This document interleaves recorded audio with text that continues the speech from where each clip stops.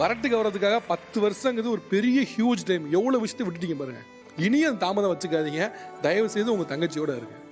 வரட்டுக்கு வர்றது தயவு செஞ்சு விட்டுருங்க. சரி. திருமணத்திற்கு பின்னால எங்க அண்ணன் மாறிட்டாங்க, தங்கை விசஸ் அண்ணன், இந்த தலைப்பில் தான் பேசிட்டு இருக்கோம். இந்த நிகழ்வில் தங்களோட கருத்துக்களை பகிர்ந்து கொள்வதற்காக 2 முக்கியமான சிறப்பு விருந்தினர்கள் இருந்திருக்காங்க. ஒருவர் இயக்குனர், சமீபத்தில் மாமன் படம் வெற்றிகரமாக ஓடிட்டு இருக்கு. அந்த படத்துடைய இயக்குனர் திரு பிரசாந்த் பாண்டியராஜ் அவர்கள். அதே போல 2வது சிறப்பு விருந்தினர் எல்லாருக்கும் அறிந்த எழுத்தாளர் தீபா அவர்கள். மாமன் படம் வெற்றிகரமாக போயிட்டு இருக்கு. ஸோ அதில் தாய் மாமன் உறவு பிரதானமாக இருந்தாலும் கூட அதில் அண்ணன் தங்கச்சி உறவுக்கு நிறைய பேசியிருக்கீங்க. இந்த படத்துக்காக நீங்கள் நிறைய பேரை மீட் பண்ணியிருப்பீங்க, இல்லை படம் முடிந்த பிறகு நிறைய அண்ணன் தங்கச்சி உங்ககிட்ட பேசியிருப்பாங்க.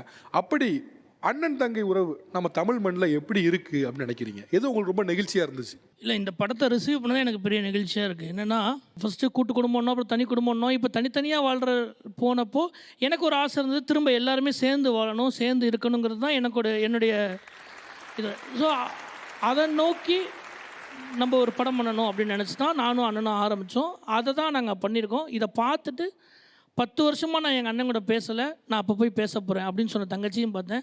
5 வருஷமாக என் தங்கச்சி கூட நான் பேசலை, இப்போ போய் நான் பேச போகிறேன் அப்படின்னு சொன்னவங்களையும் நான் பார்த்தேன்.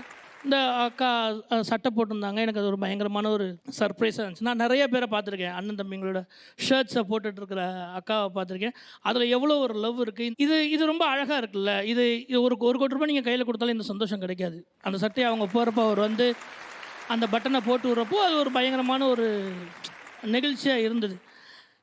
என்னையை பொறுத்த வரைக்கும் குடும்பம்னா சண்டை இருக்கும், சண்டைலாம் போடுங்க, திரும்ப சேர்ந்துருங்க. அதை எங்கள் அம்மா அடிக்கடி ஒன்று சொல்லுவாங்க, எவ்வளோ சண்டை போட்டாலும் குடும்பத்தில் நைட்டு தூங்கி எந்திரிச்சு காலைல எந்திரிச்சோன்னே அந்த சண்டை நடந்த மாதிரியான தடயமே இருக்கக்கூடாதும்பாங்க.